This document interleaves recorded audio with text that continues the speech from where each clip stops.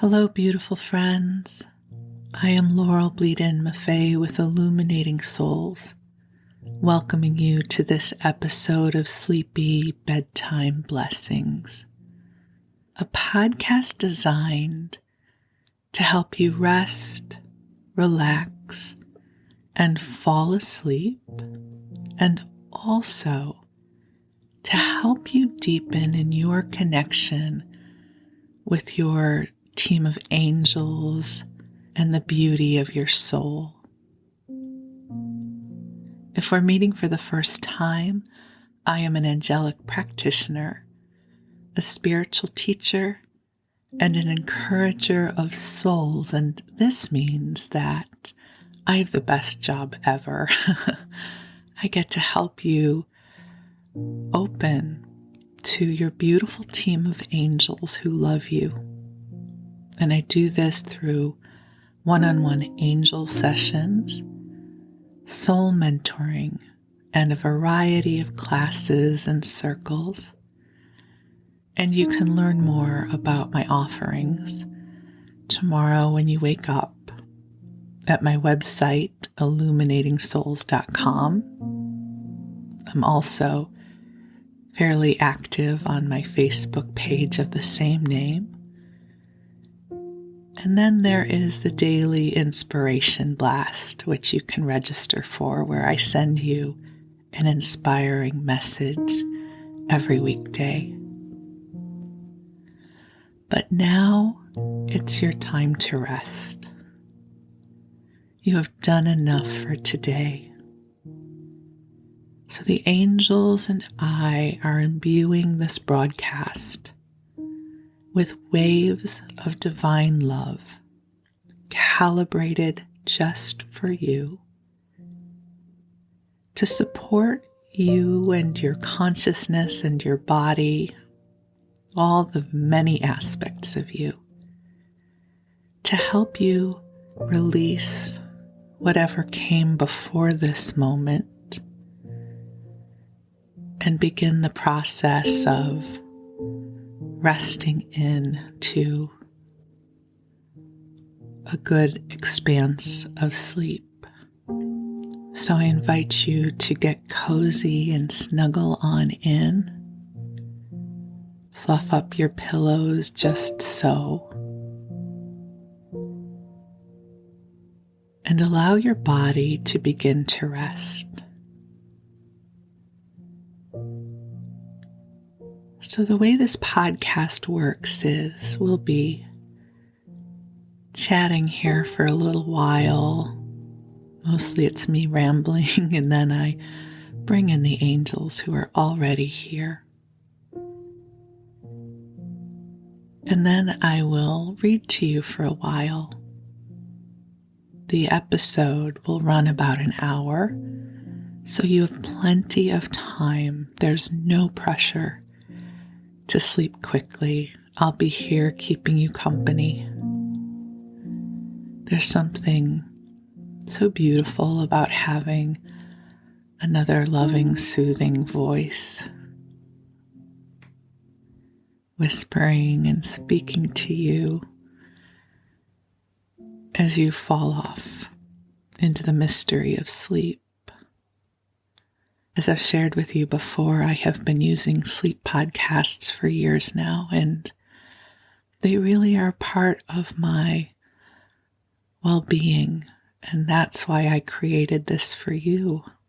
I love them so much, I wanted to contribute to the voices that are out there.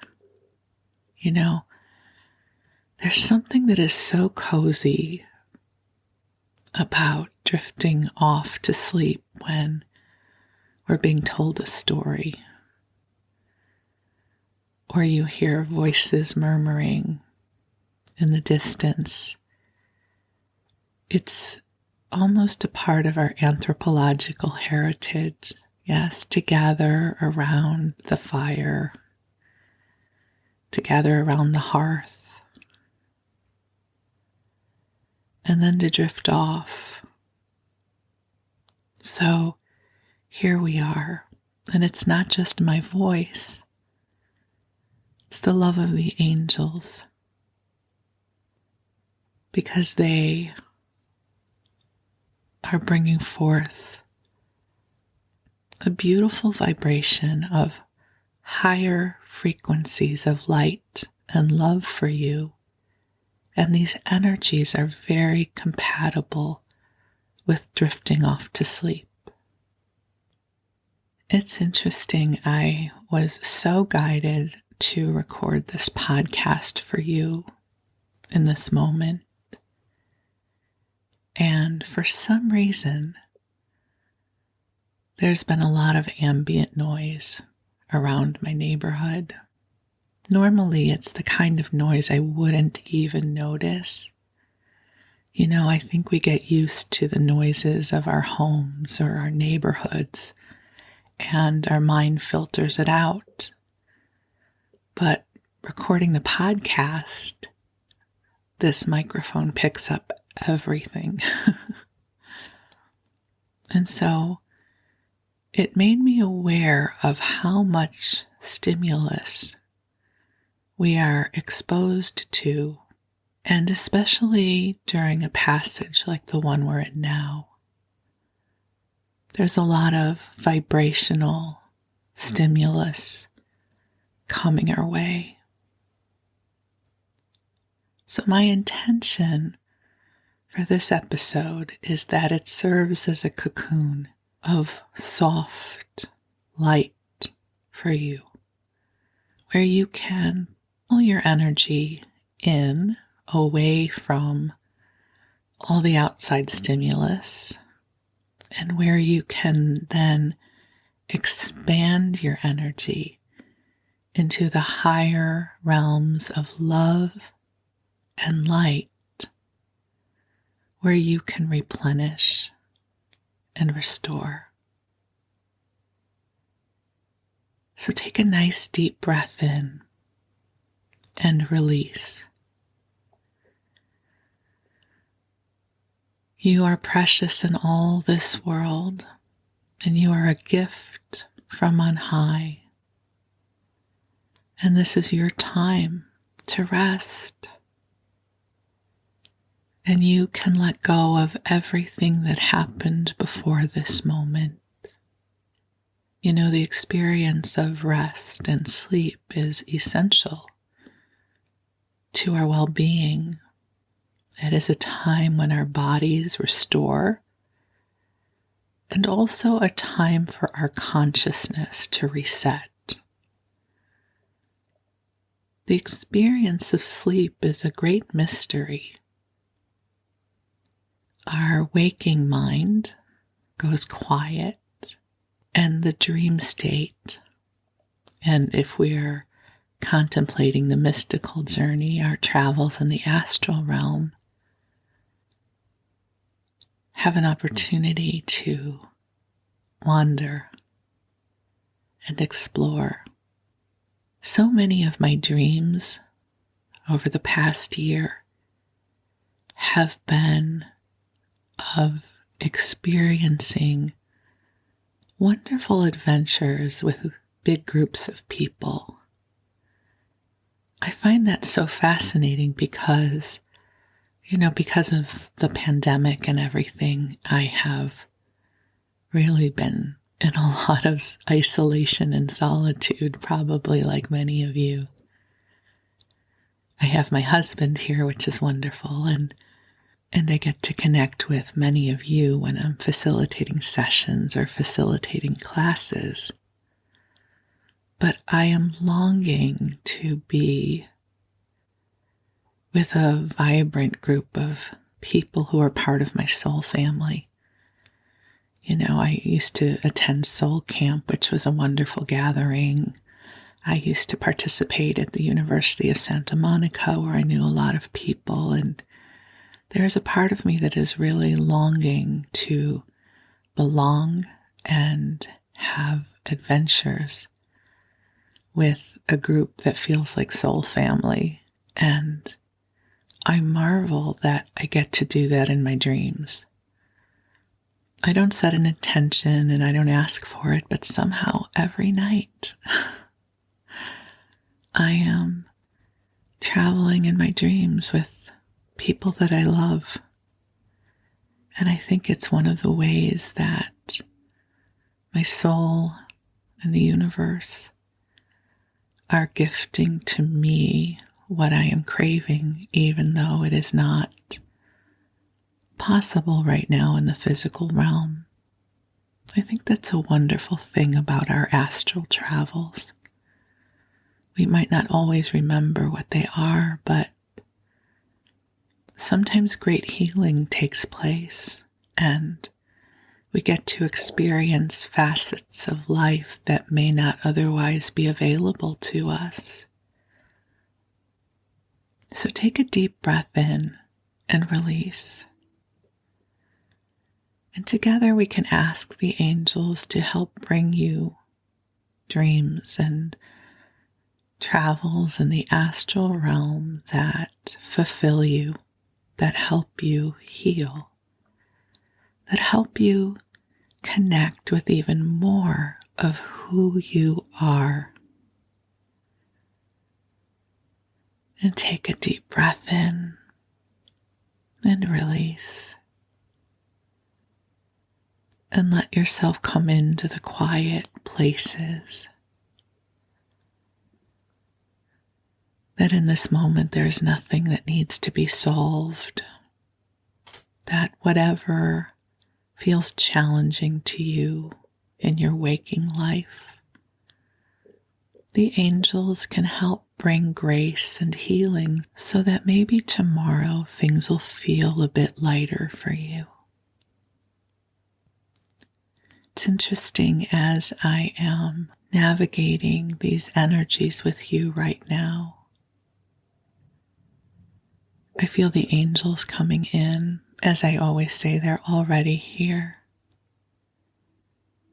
And I hear them asking, what is it that you would like to ask for? How can we support you? What is up for healing for you?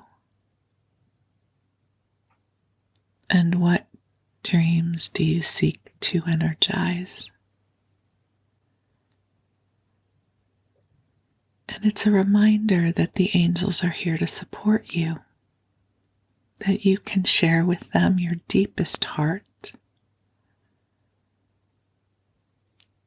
You can ask for their support and then open to receive. And so even though they are already here, I am going to call them in because I am a girl who loves ritual. I love the sound of prayer. And so I bring this forward for you. So beautiful, beautiful angels on high, we ask that you join us here. I ask that you infuse this broadcast with waves of love and compassion and understanding for those that are hearing this message and beyond. Angels help to amplify the love that we are seeding into this world.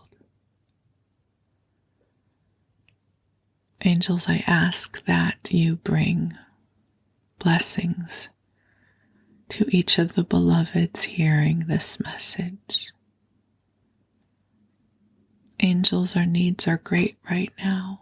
There is so much transpiring in the world.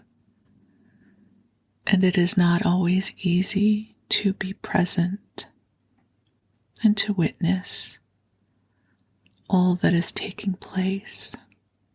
So angels, give us strength of heart. Help to activate our resiliency and our ability to take in the great beauty of this lifetime. Angels, help us to know how to be of loving service and help us connect with the resourcefulness to make the world a bit brighter right now. Angels, we are so grateful to walk this earth in co-creation with you and the divine. Angels, thank you for helping each one of us awaken into who we really are as divine blessings from God in this world. So beautiful ones, take a deep breath in and out.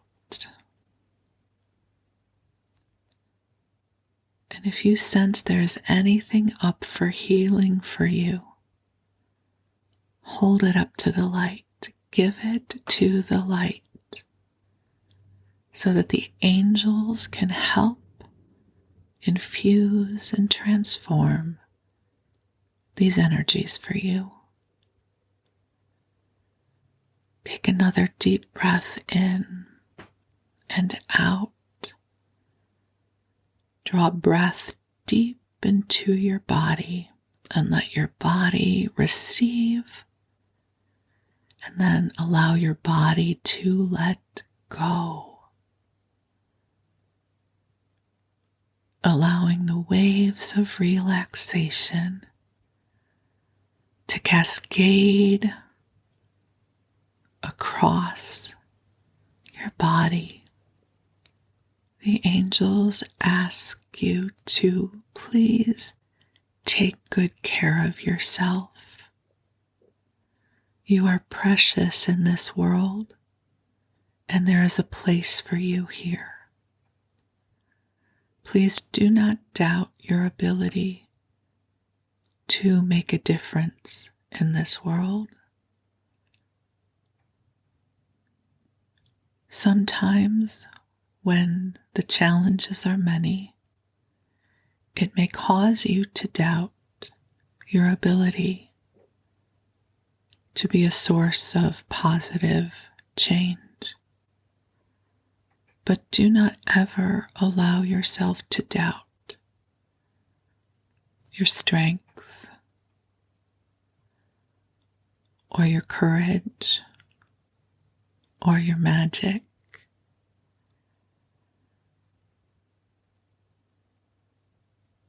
That you are a miracle from on high.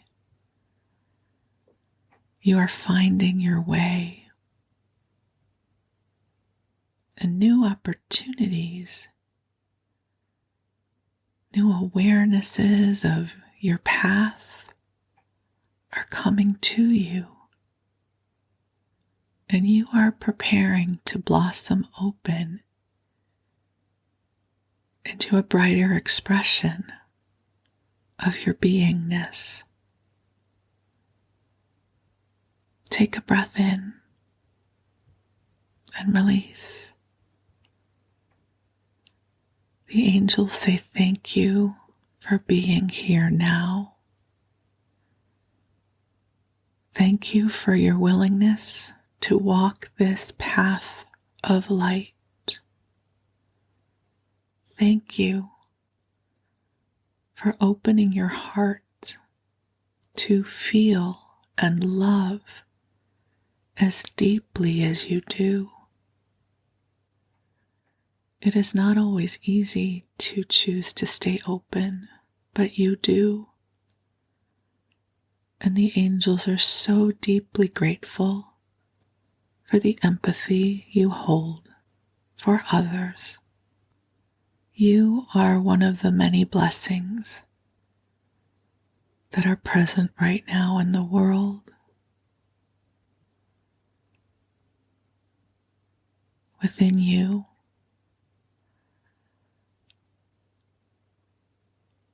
is great light.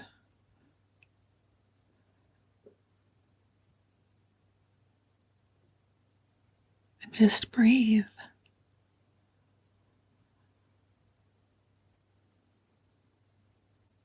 And with your permission, the angels will help seed sparks of inspiration for you, so that in the coming days and weeks, you will find yourself connecting with ideas and opportunities that inspire your spirit and help you to move forward. In the realms of co-creation, it's not always up to you to do all the heavy lifting. One of my favorite adages from the angels is, you do a little and we'll do a lot. So with your permission, the angels are going to help you connect with sparks of inspiration that will support your journey forward.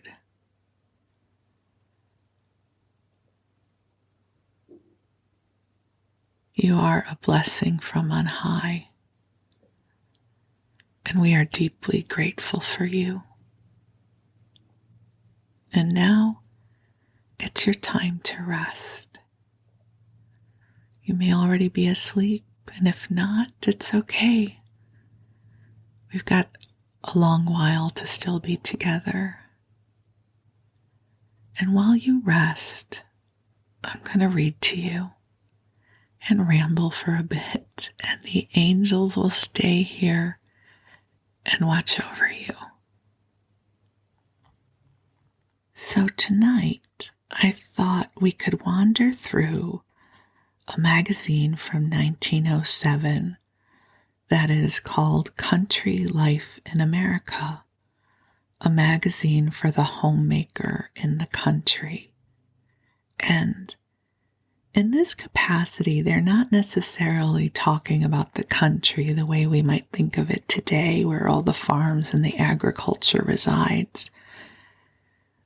A lot of what they're speaking about as far as the country goes is, back in 1907, for instance, people might live in New York City, or one of the boroughs that was filled with lots of people.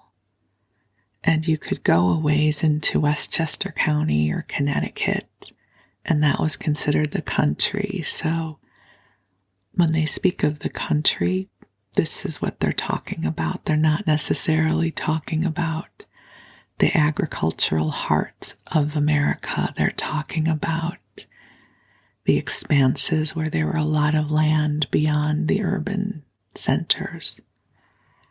We start off with an ad from Tiffany and Company. I think we all know what Tiffany is, right? And it's an ad for silver wedding presents. So some attractive and inexpensive pieces of table silverware made in Tiffany and Company's patterns. And this is for English sterling. Lettuce forks are $5.50 each. Tomato servers are $6. You can get a dozen individual asparagus, easy for me to say. You can get a dozen individual asparagus tongs for $36, a dozen ice cream forks for $20, bouillon spoons for $18, chocolate spoons for $14. One of the things I find so fascinating about this ad is the sheer variety of utensils. Like, I don't know about you, but I'm good with a fork, a spoon, and a knife. I don't even know what I would do with asparagus tongs, because that would infer that I'm having a big dinner party where many people will need special tongs for asparagus. And I can't imagine living that way. So I just thought this ad was interesting.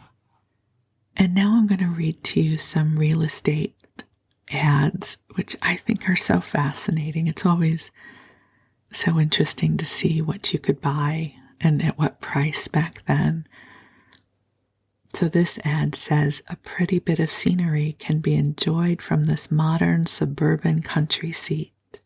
30 acres, a home-like residence, but 30 miles out, overlooking Briarcliff Lodge, Briarcliff Manor, and Ossining, elegant views of Hudson River in the distance. And then they list the realtors and the estates of the other people who live nearby, who I'm sure are all very moneyed. And if we had lived back then, we would recognize these names. So they list the people, and then they say, and there are many other discerning people who have chosen this location for its desirability, convenience, attractiveness for permanent homes. Price $30,000. And, not to inject too much darkness into this, but when they say discerning people, I think for the most part, someone like me wouldn't be welcome there. So, anyways, you know of what I speak, yes? And just as an aside, I spent a year of my life living in Tarrytown, New York, which is in Westchester County, which is near this, and I have to say it is gorgeous there, overlooking the Hudson. Let's see what else I can find here. This ad is for a beautiful country home at Grandview on the Hudson, close to the riverbank. The house contains 14 rooms besides bathrooms and large square reception hall. Living room is 16 by 32 feet, which is connected by arched door with reception hall, has wide fireplace and is very attractive. There is a wide veranda on front and one side of the house, from which a fine view of the river, 3 miles wide at this point, and surrounding country may be had. House has all modern improvements, perfect water supply, heating apparatus and drainage, electric lights on all 3 floors. Along with house will be sold a plot of ground, 200 by 425 feet, front 200 feet on river, and a stable with loft, 2 stalls, and a carriage room. Will sell complete for $12,000, or the house and half the lot for $8,500. Grandview is between Piermont and Nyack on the northern branch of the Erie Railroad. It is 1 hour's ride from Chambers Street Ferry in New York City. And I will just say, I love Nyack. Okay, here we go, another ad. Twilight Park and Catskill Mountains. Catskills is gorgeous. Attractive and comfortable cottage. Fully furnished. Excellent interior woodwork. Open fireplaces. Modern plumbing. First floor has an assembly room, music room, dining room, enclosed and open piazzas with butler's pantry, kitchen, woodshed, etc. Second floor has a sitting room and den, 5 bedrooms, 1 bathroom. The third floor has 3 bedrooms. Elevation is 2,300 feet above sea level, with beautiful views across the Hudson River Valley to the Berkshire Mountains beyond. Grounds laid out with shrubs and plants and paths leading to summer houses and a squirrel inn. Select community. Every time I hear that, distinguished community, select community, you just know that most of us would not be welcome there. But anyways, I digress. Bracing air. Price asked for sale, $25,000, and rent is $1,000. Here's another home, Clinton, Connecticut, 25 miles beyond New Haven for sale, 20 acres, waterfront, 5 minutes ride to the station. Beautiful place, all in perfect condition. Stone and shingle house, first floor, large living room, library, dining room, butler's pantry, kitchen, laundry. The second floor has 4 master bedrooms, 3 master baths, 4 servants' bedrooms, 1 servant bath. Gas, steam heat, open plumbing, large stable terrace gardens, and tennis courts. Cost is over $100,000, but they're selling it for $40,000. That's a good bargain, huh? I also just like all of these things for servants' quarters, right? I don't know why I find this fascinating. I just think it's so interesting to just look back and see what things cost and how they were marketed and who they were marketed to. And this section just says, look over this list for sale. So 40 minutes out, 10 acres on Long Island Sound. Shade, lawns, shrubbery, and garden. The house has 20 rooms, 4 baths, large stable, coachman's cottage, bathing beach, and good boat anchorage for $125,000. Here's another one. New Canaan, Connecticut, 1 mile to the station, hour and 9 minutes to New York. A farm of 25 acres, high ground, good view of Long Island Sound, surrounding country, in good state of cultivation, no buildings, but a grand building site. $7,500, so $7,500, reasonable terms. Greenwich, Connecticut. The station is 10 minutes away. 4 acres, lawns, shrubs, shade, garden, 200 yards from Long Island Sound, fine view of water, beautiful house, 20 rooms, 2 baths, hot air and steam heat, stable with 4 stalls, 5 plastered rooms for servants, high-class surroundings. I don't know why that cracks me up. High-class surroundings. It's, you know what, I think what's happening is I'm watching The Gilded Age right now, and so this is just very front of mind in terms of distinguished, discerning, high class, how powerful all of that was in this age. So that piece was $45,000. Hour to hour and 10 minutes from New York, a place of 23 acres, large lawns, shrubbery, shade trees, garden, 3 or 4 greenhouses, because, you know, you're going to need more than one, right? So 3 or 4 greenhouses and several mushroom houses. Now, this is the first we've heard about mushroom houses. This is a large house with 15 rooms and 1 bath. So that's hard, right? 1 bath with 15 rooms. I mean, how many people are going to live there with just 1 bath? Hot water, heat, and open fireplaces lighted by gas, a stable with 5 stalls, and room for 7 or 8 carriages, a large hayloft, gardener's cottage with 8 rooms heated by furnace, several other outbuildings. This place can be had at a remarkably low figure, about half of its it says about a third of its original cost, which was $75,000. I don't know why. I think it's so interesting to read these. Okay, here's an interesting one. An hour and 10 minutes from New York, high ground, 600 acres. Can you imagine what those 600 acres now? I don't even know where this was, but 600 acres within an hour of New York. It says lawn, shade trees, shrubbery, garden, all kinds of trees, shrubs, plants, berries, and vines. 50 to 100 acres of woodland, large barns, stable, blacksmith shop, sawmill, all kinds of farming implements. $250,000. Here's another one.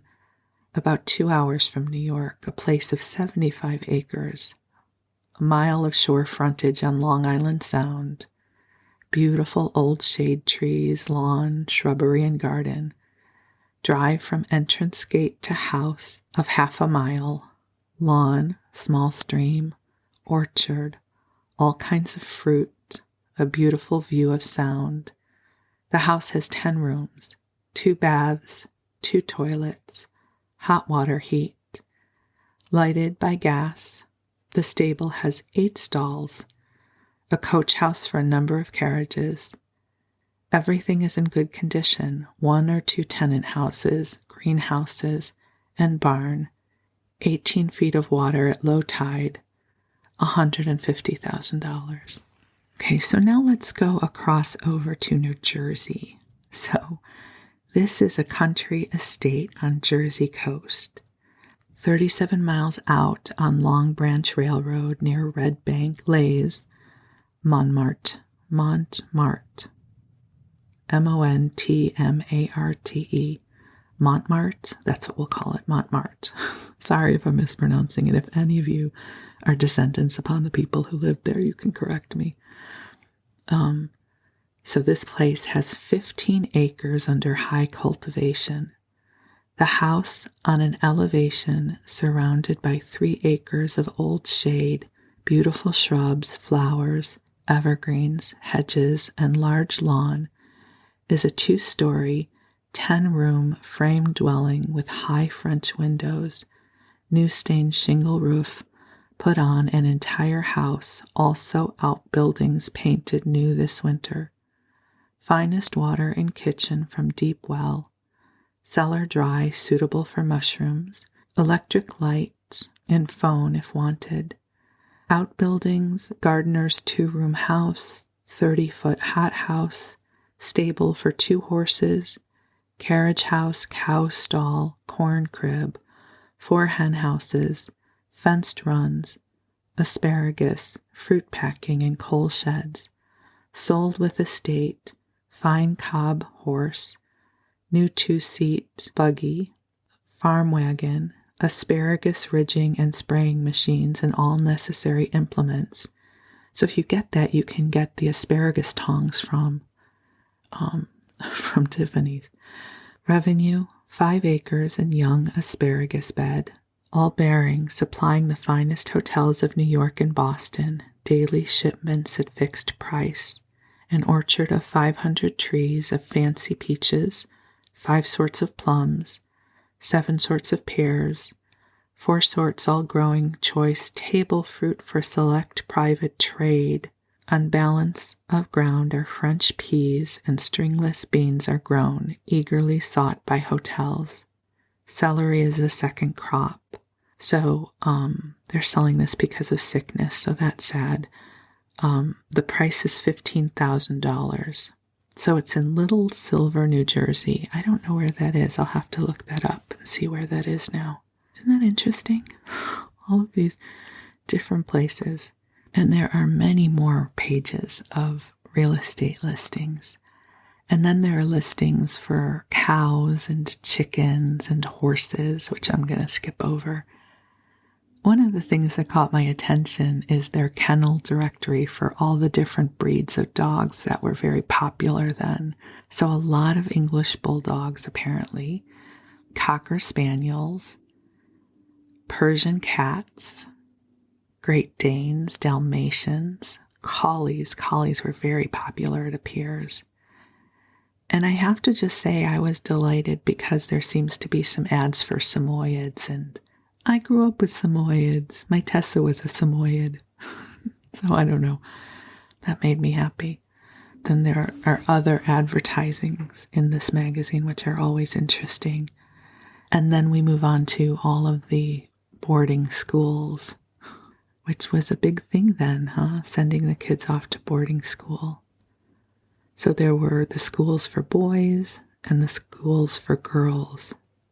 I thought you'd be interested in hearing what a school for girls was like. So this is an article. It says, "The part country life plays in a great school for girls." Set on a hill 15 miles east of the Hudson River is Halcyon Hall, the new home of the Bennett School for Girls. It is a well-nigh perfect place for a boarding school of the highest class. Halcyon Hall at Millbrook, Dutchess County, is near enough to New York to secure its best educational advantages, yet far enough to allow of perfect outdoor life. The altitude of Millbrook is 900 feet, assuring a dry, bracing climate. The ground being gravelly is porous, the drainage is perfect, and the lay of the land permits of all the healthful outdoor games that are so necessary to the physical upbuilding of the body.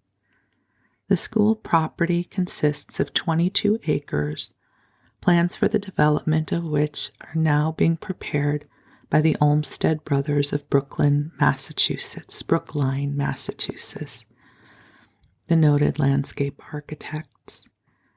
Their plans include many tennis courts, a golf course, ample space for basketball, English field hockey, and an athletic field with running track. I'm laughing because that to me sounds horrible. If my parents were going to send me away to boarding school and the selling point was there'll be field hockey and running, I would just weep on the floor. The beautiful country roads afford unusual opportunities for horseback riding and walking. Okay, I would have liked that part. A fine stable with accommodation for 40 horses is provided, and students can bring their own mounts if desired. Halcyon Hall is well fitted for a fine school building. It is noted for the beauty of its interior equipment. Most of its 150 rooms, including assembly, music room, library, and gymnasium, command fine views.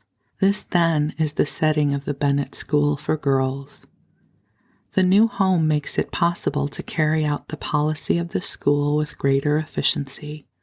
Perfect physical condition makes possible rapid and thorough mental and moral development. Ooh, what do you think that means, the moral development?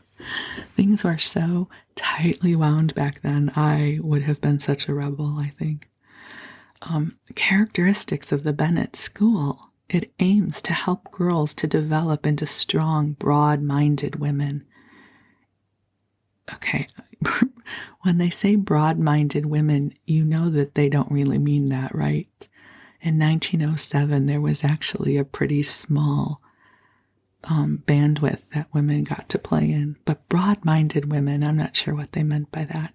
It offers thorough physical and mental training carefully adapted to the individual and seeks to imbue a sense of personal responsibility and a love of truth. That's interesting. It hopes to send into the world young women of deepened sympathies and quickened understandings, able to gain and to give happiness. Okay. The school is non-sectarian, but aims to strengthen personal faith and to bring practical Christianity into the acts of everyday life.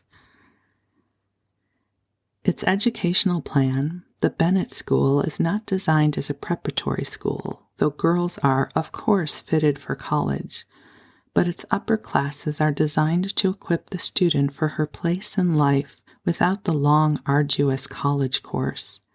No student is admitted to the 2 highest classes who has not won a high school diploma. Music is a very strong feature of the school. The branch, under the direction of a pupil of, I know this is a famous musician and I don't know how to say, I'm sure it's a man, his name, Leschetitsky, forgive me for totally mangling that name, is particularly thorough, a series of recitals by the best artists in piano, violin, and voice, including quartets, trios, and solos, has been arranged for the coming year. The bringing of these artists to the home environment, with the opportunity of meeting them and getting acquainted with their personalities, has been one of the greatest inspirations of the school year. The home influence. No school can take the place of home in the life of any girl, but the school takes a very important place in the transition stage between girlhood and womanhood. The pupils are divided into groups of not more than 25. Each group is lodged in a section of the building, and the center of this section is the suite of rooms occupied by the house mother. Just as her apartments are the center of the group of rooms, she is the center of the private lives of the student of her group. She is their friend, advisor, confidant, elder sister, all in one. To her, the girls bring their troubles and their joys. Her sitting room is the meeting place of the group, and there the odd moments between lessons, after exercise, and before bedtime may be spent, and their afternoon tea is served. To the house mother is entrusted the responsibility of fostering and developing all the graces that pertain to the gentlewoman.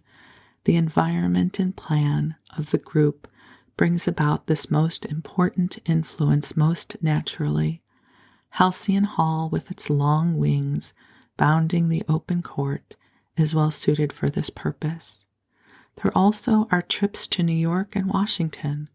The upper form will spend 2 weeks of the school year studying the best of the art galleries of New York and Washington, hearing good music, and will be given an opportunity of seeing the national government at work.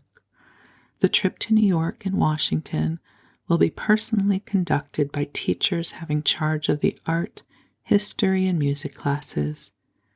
This is only an outline of the advantages offered by the Bennett School for Girls. The beginning of its 17th year in a new home, amid well-nigh perfect surroundings, marks a long step in advance. Let's see, it says until June 1st, Irvington on Hudson, and then after June 1st, it'll be in Millbrook, New York. And then there's also some ads for packaged goods, but there is one from Heinz, who we know here in the U.S. at least for making ketchup. This is a new table sauce. Here is another surprise from the house of Heinz, a brand new sauce with a brand new taste, different in flavor and better than anything you ever tasted. It is Heinz Mandalay sauce. It is prepared from foreign and domestic fruits, vegetables, and spices, some from far-off China and India. It adds zest to hot or cold meats, fish and game, soups and gravies. Get a bottle from your grocer. We make many other good things for the table: tomato soup, apple butter, baked beans, mustard dressing, olive oil, pure wholesome vinegars, etc. And then there's also an ad for Whitman's instantaneous chocolate. So Whitman's still makes chocolate, at least here in the US they do. So this is instant chocolate, but they call it instantaneous. And it's made instantly with boiling milk. So that's there. And then this next ad is for a Victrola. So it says the only way you can hear the great singers when you want to. It's the Victor 4, and it costs $50. There's other styles from $10 to $100. And the ad says London has its opera in the summer, New York in the winter. The Victor season never closes. Melba, Caruso, Schumann Heink, Scotti, and other great artists always in your music room. The Victor Talking Machine Company. And then we have an ad for a Cadillac, a Model G, the touring car without a rival, $2,000. The high principles of honest workmanship and the advanced ideas of design that have made Cadillac construction famous find full expression in Model G, a thoroughly dependable, powerful 4-cylinder car which brings to its owner every touring luxury employed by those possessing the most expensive types. Examine it. Observe its long, rangy lines, the racy atmosphere about it, reflecting lots of spirit and go. Ride in it and note the feeling of security prompted by a wealth of hidden energy beneath you, and then you'll appreciate why. So the Model G is $2,000.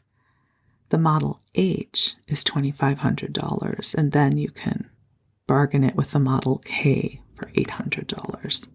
But this is important, the lamps are not included. And that's from the Cadillac Motor Company of Detroit, Michigan. Here's another ad. As delicate as a rainbow. I just love that headline. As delicate as a rainbow. As the color of the rainbow is beyond the magic of the brush, so is it beyond the power of words to express the sweet, elusive charm of Nabisco sugar wafers. How many of you remember Nabisco sugar wafers?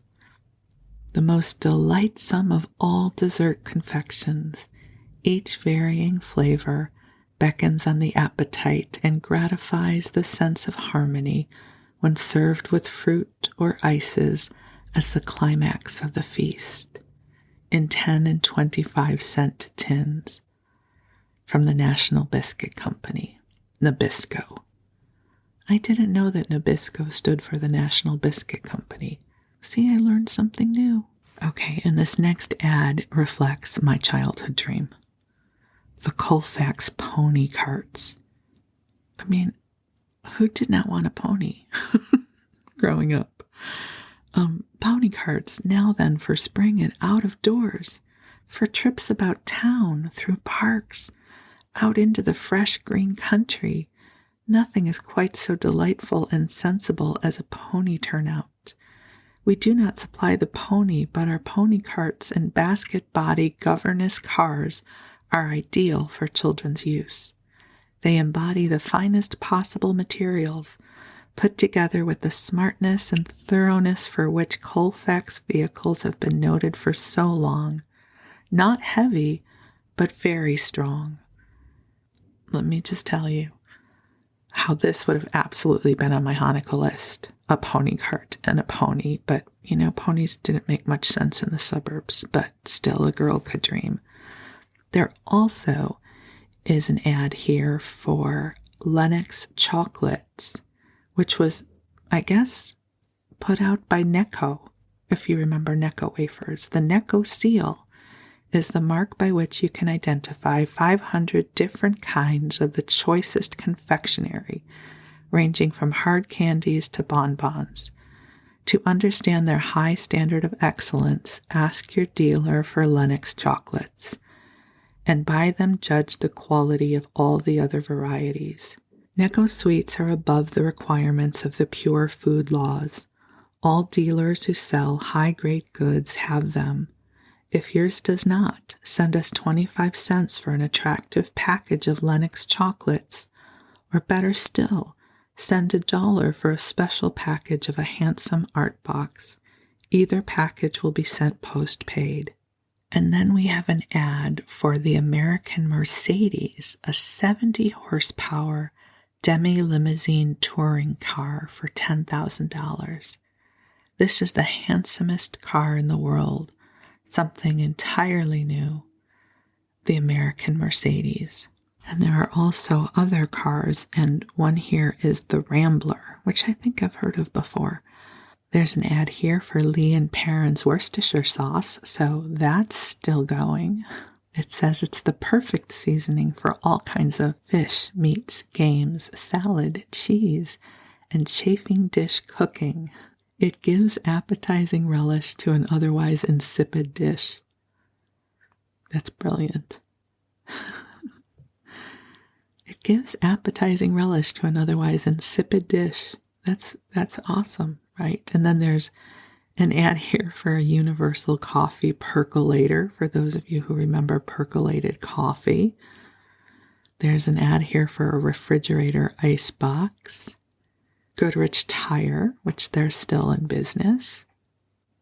There are articles here about pansies. I'm a big pansy fan myself. I think they're beautiful flowers. Maybe I'll ask my husband to help. Well, not that I can't plant them myself, but my husband is the gardener of the family. So perhaps we will put in some pansies this year. They always make me happy. Then there's an ad for a lace front corset. And yes, I am so grateful I never had to wear one of those. I can only imagine I would have been crabby forever. More car ads. And another Tiffany & Company ad. Well, let's complete with that, shall we? This is for jewelry. Tiffany engagement rings. So let's price out engagement rings in 1907. Diamonds and other precious stones selected especially for their purity, color, and individual merits, set singly or in a combination as desired. A few moderate-priced rings with first-quality stones mounted in 18-karat gold or platinum are listed below. So a solitaire diamond ring ranges from $30 to $100 and up. Solitaire diamond rings with diamond-studded shanks are from $55 to $95 and up. And just so you know, any price I give you, you can spend more because they all say upward. There are solitaire ruby, pearl, emerald, or sapphire rings for $50, and we'll go up a little bit. Banquet or dinner rings in various combinations are $150. 3 stone rings with 3 diamonds or 2 diamonds with a pearl, ruby, emerald, or sapphire, $65. Cuts of the above or richer rings shown sizes of stones, styles, mountings, and prices, mailed upon request. Also, Tiffany 1907 Blue Book containing over 600 pages of descriptions and prices of other articles is available. And so that, my friends, is just a little snippet of the Country Life magazine from 1907. And so, my beautiful friends, with that, I am going to wish you sweet dreams.